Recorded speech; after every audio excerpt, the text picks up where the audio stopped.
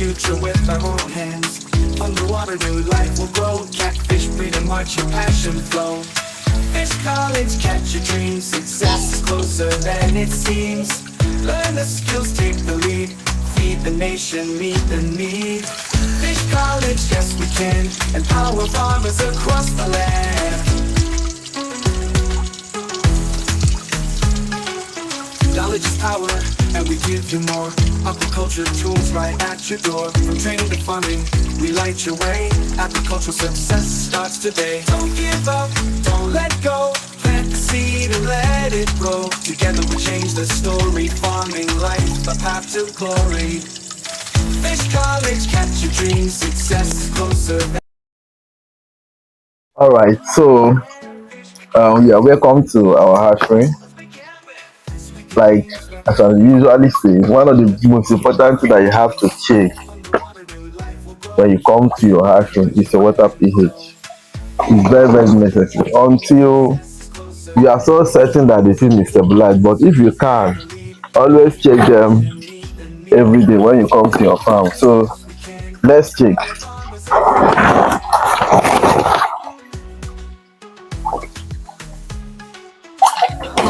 I have to be careful so I don't pick my fries too. So I'm going to be dropping 2 drops of this reagent.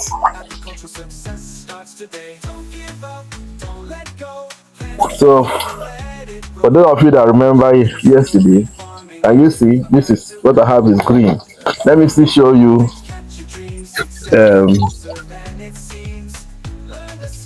let me show you the direct water, the one that is coming from the borehole. Still dropping 2 drops. Can you see the difference? Can you see the difference? So I think I've been able to stress this. I've stressed this on the 4 and I'm stressing it on the 5. You must ensure that you monitor your pH properly. So if you don't have a pH kit, it's very very important that you try to get pH kit, because if you don't do that, once the fish get to this level, they will not be eating very well. And secondly, you need to ensure that you are also checking the temperature. So you can see the way we are managing it. When you look at this tarpaulin, I normally use it to cover the pond to help. To look at the body, you see heat. So I do cover it to help to regulate the temperature. And thirdly, fries don't like light. They like dark environment. So if the environment is too bright, it will be causing them not to be very very active, not to eat very very well. So if you are having challenge, some of these things I'm mentioning, you have to do what? Take note of them. Then very much important, you must ensure that you are running your water flow through. The reason why flow through is very very important is that at this stage, as they are eating, they are defecating. So if you don't run flow through, ammonia will be building up in your hatchery. Building up. Before you know, your water will begin to produce little bad smell. And the moment you begin to produce that little bad smell, it can introduce bacteria, and once bacteria come, the fish will begin to die. And one thing I keep telling people is that don't be too fast. Like some people will be chatting me and say, sir, please, I need drug, I need medication, I need this, I need that. We have good antibiotics that we use for fish, but I do tell people that, like me now, I don't depend on drugs. What I try my best to do is to ensure that I avoid anything that will cause wahala, that will cause challenge. So you need to try your best to do similar things. Don't wait until your fish goes bad before you begin to go up and down and be buying drugs and be buying different kinds of things that will help you to manage them. You get? And one of the reasons why many people find it difficult to run water is some people now they don't study the facility that they have before embarking on this business. Don't go and do mass hatching when you know you don't have enough facilities, you don't have enough manpower to even do this. Do you understand what I'm saying? Don't go and stress yourself getting like hashing everywhere. If you do 1 or 2 or 3 hashing based on the volume of water storage you have, you will say that you you'll be able to run water the way it ought to be run. Then on the day 4, I talk about feed management. I said that you need to try, especially within the first week, you need to try everything as much as you can to avoid overfeeding. Because when you see them, I need to bring the camera closer so I can take a look. When you see them, they are becoming darker. See them, see how numerous they are. And you see, everywhere is fish. Everywhere. Let me stop the water so that you can have a good look. Can you see? Everywhere is fish. Can you see? This is day 5, and they are very, very active like this. They are growing bigger day by day. They are growing bigger day by day. So at this point, they are eager to eat. When you drop food, you will see that they will be rushing. They will be rushing. So don't be pushed like that rush. Can you see? The thought that I want to give them food, so a good number of them are even coming close. So like me, what I do, I feed them every 2 hours interval. I feed them 2 hours interval. So before the next feeding now, they might have digest the food that they have eaten. So do your best to avoid overfeeding. Did you hear what I said? Do your best to avoid overfeeding. Do your best to avoid overfeeding. So I've been able to stress on some vital things that you need to note. I've talked about pH management. I've talked about temperature management.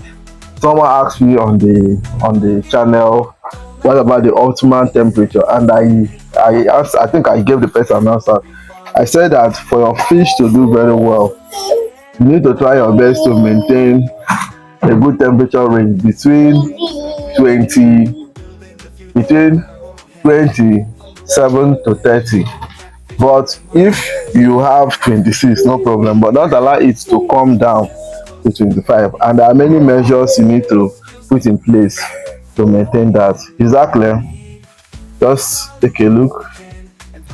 See them. So this is how I normally check their growth. Can you see? If you compare this video and yesterday's video, the difference is clear. They are becoming bigger. Even you can see that it look as if some shooters are coming out. See, some shooters are coming out already. But I believe shooters will be more obvious from next week once they reach the 10. Today is just the 5. So gradually we are moving. We are pushing. So if you are my student, you can even hash free this period. You can hash so that this is the way I normally inspire people. You hash, you be showing me your daily updates. You show me your daily updates. Or you must be my student though. In this one I'm doing free bonanza teaching people. If you want me to monitor you closely, you need to pay, register for full mentorship. We'll train you. After training you, we certify you, we'll give you certificate. Exactly. So when we train you, the way we run our training is not difficult. We guide you to build your hatchery, then we'll also guide you to get good broodstock. I'll still take time to talk about selection of broodstock because someone was asking me about the secret of this success. I told the person that, like I myself, I don't depend on the broodstock I buy, especially the female. Even when I buy female that have egg outside, I normally take time to train them until the egg is giving me what I want before I will use it. I don't just go out and buy female and I will now be using them. I've been stressing this in many of my videos. If you want to enjoy hatching, don't depend on the so-called fish that have pot belly that you are buying outside. Most of them, the eggs are not ready. In fact, what some people are doing now, because of broodstock is expensive, you see them selling table size that have pot belly. You get, see the certain table side that happens, but the egg is so green, pure plenty. When you now spray, majority will be white. When you now hash, you see that your pond will be very very dirty. Then there is something I still want to stress, even though we are not doing it here. Like ever since we did this hashing, and this is the 5 now, we have not siphoned. There's nothing to siphon here, Ni. There's nothing. The eggshell didn't drop. Dead egg didn't drop because of the hashing was 100%. So there is nothing to siphon. And since we are feeding them the way, giving them what they ought to take, they are not leaving any leftover. But for you now, in case if you are not doing the needful, it's need for you to be siphoning morning and evening.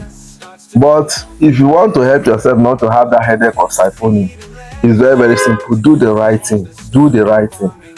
You get me? Do the right thing. Try your best to make sure you use the right broodstock. I use the right feed. Okay. The reason why some people used to ask me what kind of feed, I don't like telling people the feed I use because I don't want to come and say this company product is bad, so our company product is bad. It's only when you join our class I will now be telling you some of the things we use. That one will be direct. You get, be direct. So today is a wonderful day. I really want to appreciate again as many of you that took time to share our video on our Facebook page. It gives me joy. Keep sharing it. By so doing, you're helping people. Look at the rate which banditry and different things is happening. And part of the cause is because guys are looking for means to survive, put endanger themselves on risky activities. But this work is very very simple. It's very very simple. So once you learn it, you set up something little. You don't need to spend much money. You just you following some managerial guide. Before you know, you begin to harvest. Once this one gets to 2 weeks or a week, you can hatch again depending on what you have.